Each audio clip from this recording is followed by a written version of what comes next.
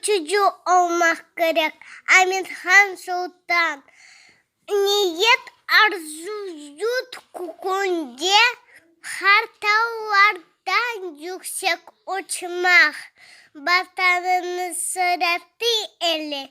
Yanlış süreliler açmak.